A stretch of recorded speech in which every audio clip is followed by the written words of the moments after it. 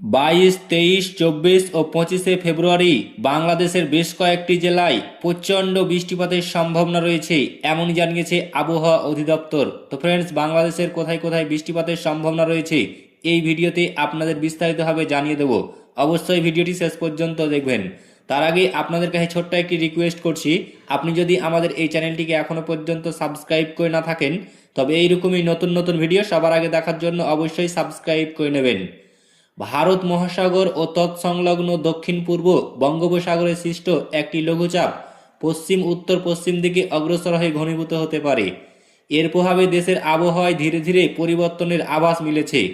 আবহাওয়া অধিদপ্তর জানিয়েছে, আগামী 23শে ফেব্রুয়ারি থেকে রংপুর, রাজশাহী, ঢাকা, খুলনা ও বরিশাল বিভাগের দুই এক জায়গায় বৃষ্টি বা বজ্রসহ বৃষ্টিপাত হতে পারে।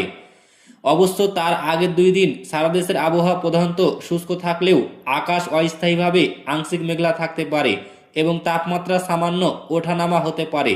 22শে ফেব্রুয়ারি সকাল 9টা থেকে সারা দেশে অস্থায়ীভাবে আংশিক মেঘলা আকাশ সহ আবহাওয়া শুষ্ক থাকতে পারে।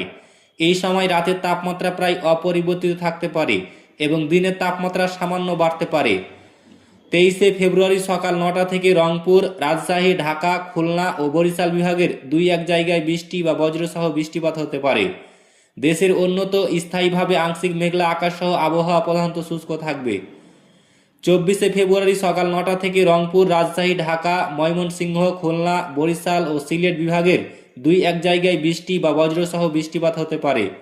অন্যত্র আবহাওয়া প্রধানত শুষ্ক থাকতে পারে। এই সময় রাতের তাপমাত্রা সামান্য বাড়তে পারে এবং দিনের তাপমাত্রা সামান্য কমতে পারে।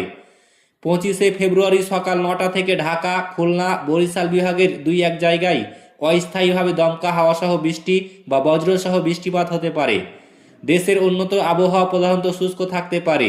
এই সময় সারা দেশে রাত ও দিনের তাপমাত্রা সামান্য কমতে পারে। এছাড়া বর্ধিত 5 দিনের পূর্বাভাসে বলা হয়েছে, এই সময় শেষ দিকে রাতের তাপমাত্রা আরও কমতে পারে। তো ফ্রেন্ডস, এই ছিল আবহাওয়া অধিদপ্তর থেকে পাওয়া আপডেট। ভিডিওটি ভালো লাগলে লাইক করবেন, শেয়ার করবেন এবং চ্যানেলটিকে অতি অবশ্যই সাবস্ক্রাইব করবেন।